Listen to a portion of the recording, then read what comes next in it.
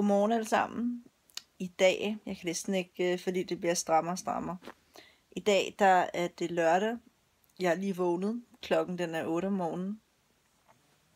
Og jeg har officielt været fanget i min lejlighed siden tirsdag.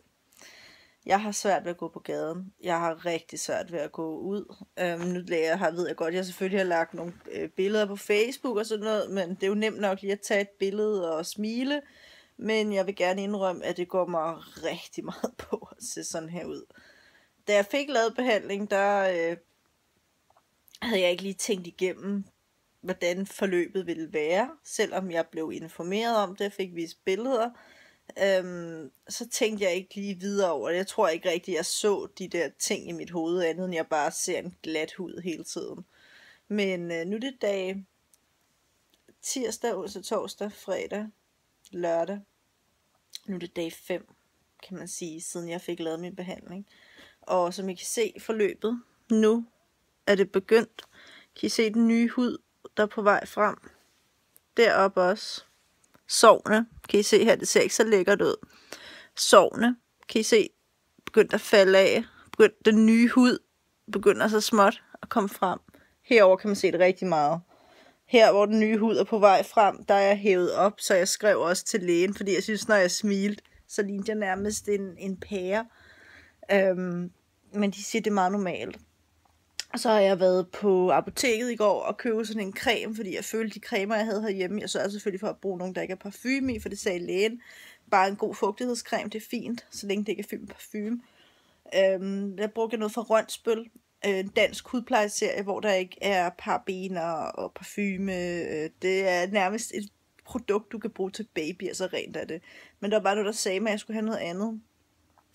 Så jeg skrev til lægen, hun anbefalede sig ind på apoteket, noget der hedder Avene Ciclo, et eller andet for irritated og små kirurgiske indgrebshudagtigt. Så den har jeg købt, den koster, jeg var sådan helt hvad koster den nu, men den koster kun 105 kroner. Men jeg føler, når jeg er ude og gå på gaden, så kommer jeg gående, så kan jeg se folk, de kigger. Og så kigger de lige, du ved, de drejer hovedet, går væk, og så drejer de bare hovedet og kigger, og jeg føler virkelig bare, at jeg er en eller anden taget ud af en X-Men-film, og jeg er fiskeskældspigen her, der bare look like crap, altså. Jeg hader at gå ud, jeg skal ud og lufte Lukas om lidt, jeg synes, det er fucking svært at gå ud, når jeg ser sådan her ud, også fordi, når folk ser mig på lang afstand, så ligner det, jeg har skæg, hvor fedt er det, altså.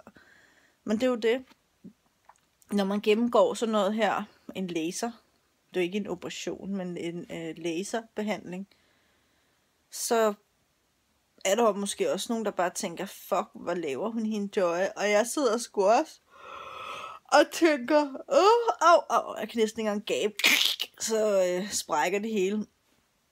Men jeg tænker sgu også, hvad fanden har jeg lavet? Hvad er det egentlig, jeg udsætter mig selv for? Og folk for den sags skyld. Men det går hen og bliver et godt resultat, så det er jo for at få en pænere hud, og fordi man bare ikke er tilfreds med sig selv, altså. Okay, det er jo ikke fordi, jeg går ind og får lavet laser, fordi nu kan jeg ikke, det er jo ikke fordi, jeg ikke kan lide mig selv, jeg elsker mig selv. Og jeg har bare et billede op i hovedet af, hvordan jeg skal se ud, og hvordan min hud skal se ud, og hvordan jeg skal se ud, før jeg bare er rigtig lykkelig. Og hver gang jeg faktisk kigger mig herind, så bliver jeg ulykkelig, fordi jeg ser, at jeg ligner, altså vi joker herhjemme med, at jeg hedder Herr Skæg. Hvor fedt er det? Også fordi jeg går mod, for satan, jeg kan næsten ikke engang gabe, mand, så sprækker kinderne bare.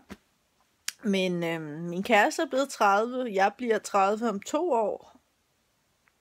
Selvfølgelig skal jeg da blive ved med at jage ungdommen. Selvfølgelig ikke, så jeg kommer til at ligne en eller anden, hvor man bare tænker, hvad fanden har hun lavet ved sig selv?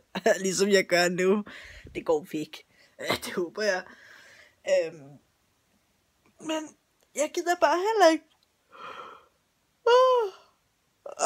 For satan, strapper bare helt på trækket.